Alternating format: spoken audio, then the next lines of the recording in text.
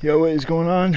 Today we are going to take a deep dive into compression, what that means, holding compression, preload, all that jazz for jumping. But first, let's check out the two jumps we're going to look at. The first one's a little bit more of a steeper transition. That'll be the second one we look at in this video. And then the second jump in the line is much longer, but it has a more gradual transition. That will be the first one that we take a look at. Let's do it.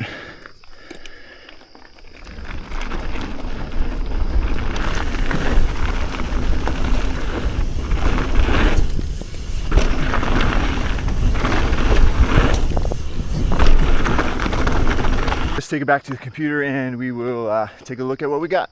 Peace.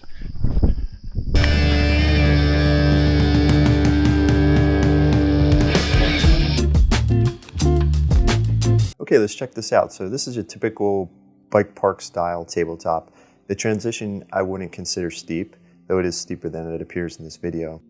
When people talk about preloading, they'll tell you to preload this whole section here prior to the transition, into the transition, and off of the transition. They often relate preloading to compressing your suspension, and I find that kind of confusing. I went out to see how long I could actually keep my suspension compressed. And as you can see here, not long, super awkward. So while suspension compression is important, it's nothing that you should think about, because what that does is it teaches riders to believe that their suspension is a spring, when in fact the compression of your suspension is a byproduct of doing everything in this transition correctly. So let's take a look at what those things are. So now that we got the concern of compressing our suspension out of the way, let's talk about what's going on here. So we're riding on this plane, and as we hit the transition, we hit a ramp, and what that's doing is it's putting a force back on us because it's changing our trajectory. Our body wants to continue this way. This ramp says, no, sir, you're gonna go this way. So all jumping is controlling this force here so that you have an expected and successful outcome when your body leaves the ground. So consider this jump like a schoolyard bully. If somebody comes up and pushes you from behind and you are unaware that it's going to happen, you fall over, you might stumble a few steps to catch your balance. Now, when you see them coming and you know they're going to push you, what you do is you push back with your body, you push back into that force, and what that does is it neutralizes the force. As we come up this transition, we need to neutralize the force. And to do that, we press into the transition with our legs at an equal force that it's pressing onto us. And if we want to pop the transition, we press with more force. So now that we got all the forces mumbo jumbo talk out of the way, let's talk about technique. So I'm coming into the jump low. I'm doing that not because I want to compress my suspension. I'm doing that because I need the movement in my body to pop. And as I'm riding into this transition, my eyes are here because I need to have proper timing.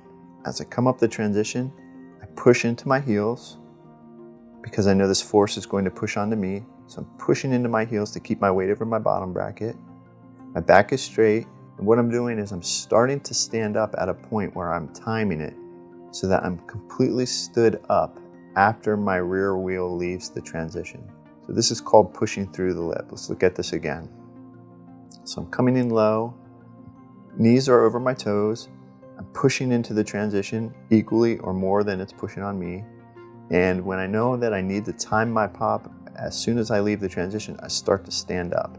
If this transition were much longer, say came up to here, I might not start standing up until about here. But what I would do in that transition is I would keep strong legs and match that force. So I'm standing up, I'm pushing into my heels, my shoulders are forward, I'm pushing through the lip. See how my back tire never leaves the dirt until the transition is complete? I don't pop early, I don't leave the ground any time sooner than the end of the transition. So an active pop will actually translate all of the forces, all the momentum to your upper body. And this is where the majority of our body mass is. This is where our center of gravity is. So when we pop, all that momentum goes up to here, and I can control my arc with my body mass, my upper body. The transition doesn't control my arc. The bike weight doesn't control my arc. My body mass controls my arc. And that is the safest way to have complete control in the air of your bike. So after I pop, I kind of just let the bike come up to me. I don't pull it up to me. I don't hook my toes and pull it up to me. It comes up to me natural. Bring my shoulders forward because my body mass here is controlling my flight. Spot the landing, and I can almost sit down on the seat and come into that landing super smooth. So now I talk about a thing I call turtle pose simply because turtles can't jump. Turtles don't take falls very well because, let's face it, turtles aren't very flexible. They're not very limber. They're kind of stuck in the turtle pose. So we don't want to be stuck in the turtle pose. So imagine that I stay in that position and I'm coming up this transition. What would happen is my front wheel would push through it. I'd stay in turtle pose and I might clear the jump, but what I'm doing right here is my hips are back and my arms are nearly straight right here. That's a dangerous position to be in because you don't have a lot of free movement in your body should something go wrong. So when you leave turtle pose and you pop, that translates all your momentum into your body mass. Let's look at it in real speed. Two more things to consider here. So imagine this tabletop wasn't sliced off here. Imagine that the dirt pile completed to, say, here.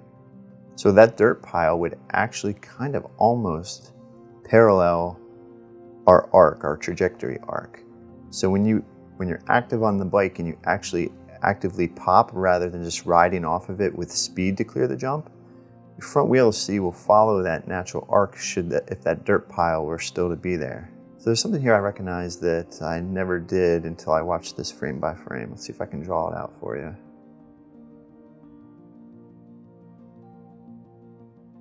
So imagine this is our horizon line, this is the level line. It's pretty cool that my upper body, my torso, is almost completely perpendicular to that.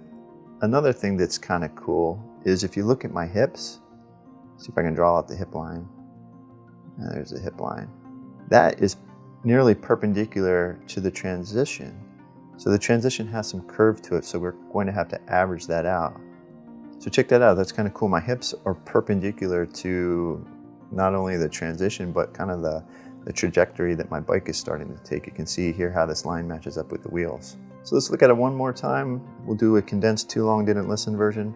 Coming in low, not because I need to compress my suspension, simply because I need the body availability to pop. Start coming up the transition, I push on it with an equal force.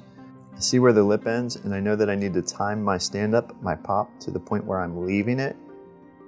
So I start standing up here, I'm pressing in with my heels, I'm staying centered over the bike. My heels are still pressing, I'm not completely stood up until here.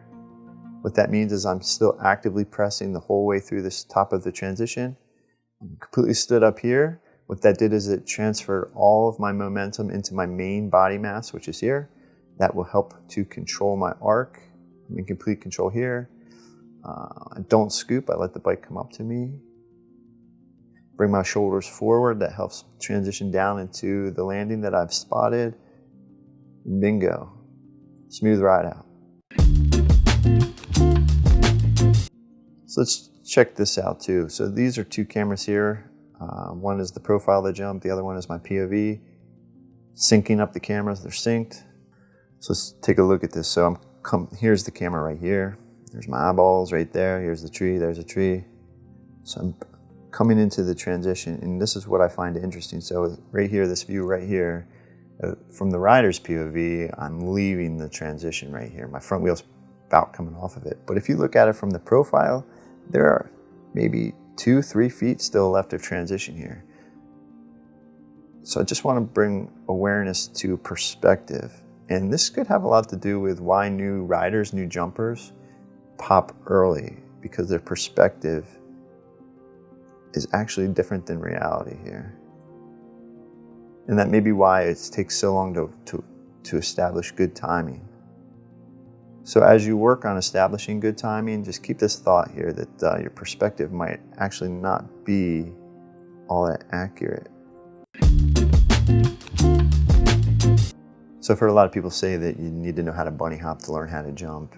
And while it is beneficial to have the bunny hop technique, there are a lot of similarities and there are a lot of differences between jumping and bunny hopping. So to that, I would say you do not need to know how to bunny hop to jump.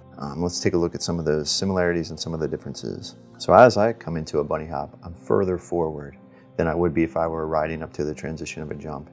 The reason being is I need to create front wheel lift because I don't have a transition to do that. So to create that front wheel lift, I bring my body forward. so that I can sink down and scooch back with my hips. That will give me front wheel lift without really tugging on the bars all that hard. So that's the main difference between jumping and bunny hopping. Here's where it gets a little more similar. So now that my front wheel is coming up as if it were going up a transition, I'm pushing into my heels and I'm standing up. And what that is doing is it's throwing all the momentum into my body mass. I talked about that earlier. And then my body mass, as I explode upward, creates the arc. So in my opinion, bunny hopping is a far more aggressive movement than jumping. Jumping is more about timing and fluidity.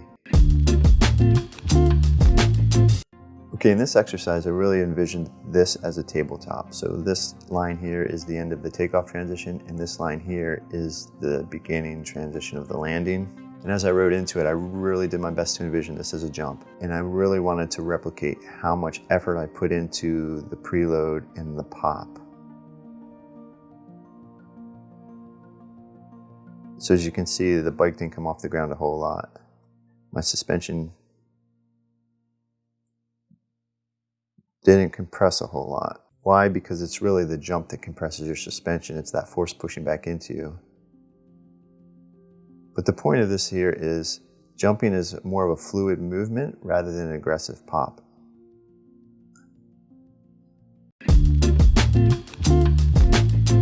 So finally, let's look at the first jump in the jump line. It's shorter in length. It's about the same height, but the transition's a little bit steeper. And this may intimidate a lot of people. So we're coming into it with proper technique. Our knees are over our toes. We're getting low so we can pop. We time the pop. We push into the transition. We time the pop so we push through the lip. Right here, we're fully extended. Call this the plop on top technique, where if you ride it with good technique, you have all this body suspension to just plop on top. And that's what I did. I just plopped on top. And what this will do is, doing this repeatedly will give your body the feel for this transition. It'll help your muscle memory learn it in a safe manner, by just plopping on top rather than hitting it with speed. So once you feel like you've controlled that preload and you can plop on top safely, then what you do is you just increase your speed slightly. So let's try it again. So we still cased a little bit. We tagged the knuckle. We plopped on top, but our technique was still there. And now we know that we have our technique locked in. We just need to add a little bit more speed. So we come into it with a little more speed, same technique, and we clear it.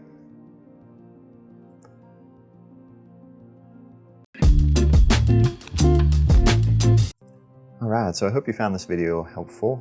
When it comes to jumping, there are multiple ways you can ride a transition, but what it really comes down to is doing it safely and learning how to manage that force.